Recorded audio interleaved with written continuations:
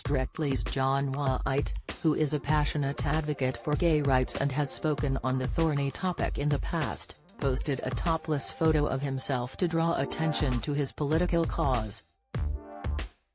The ballroom star stated that Qatar is set to profit by $17 billion from hosting the World Cup, but that has unconvinced by the country's notoriously harsh attitude towards LGBT rights.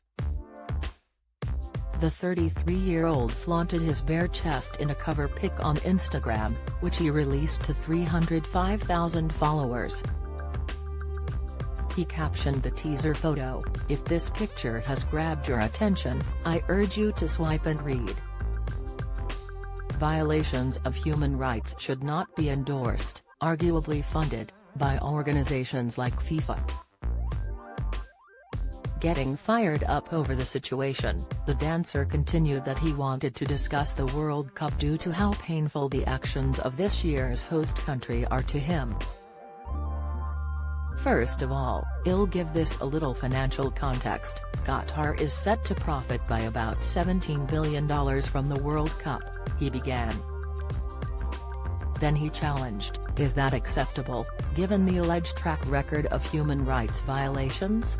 According to Human Rights Watch, between 2019 and 2022, 6 LGBT+ individuals were repeatedly and severely beaten, and there were 5 cases of sexual harassment in police custody. There are also reports of trans Qatari women having their heads shaved and makeup forcefully wiped off at the hands of the authorities. He also elaborated that the political issues brewing beneath the surface in the sport have not been limited to solely queer people. He claimed that the so-called kafala system is also said to disproportionately affect the rights of migrant workers, in spite of law reforms back in 2020.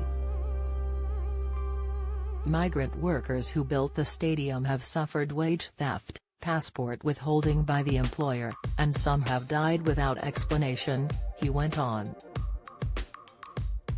John urged his fans not to judge the country's attitudes based on the track records of states nearby, which are believed to be more harsh. A state that violates human rights, on any scale, isn't automatically absolved by the fact that a neighboring state is much worse, he argued. A violation is a violation, and at any level, it should be intolerable.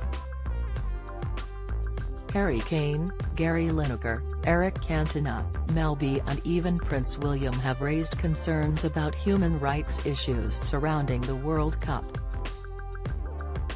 However, Robbie Williams has agreed to play a concert there during the event, leading to the star being publicly called out by Richard Madeley on Good Morning Britain. As calls for a boycott increase, fans have also questioned ex-footy legend David Beckham becoming a paid ambassador for Qatar, and describing it as an incredible place. FIFA's chief social responsibility and education officer Joyce Cook recently released a statement assuring fans of her aim to make football everywhere accessible, welcoming and safe. She added that using the organization's voice to raise awareness across the game was paramount. Yet John Whaite hit back, empty words, I'd say? By allowing Qatar to reap such huge rewards from the World Cup, FIFA isn't just endorsing human rights violations, it's funding them.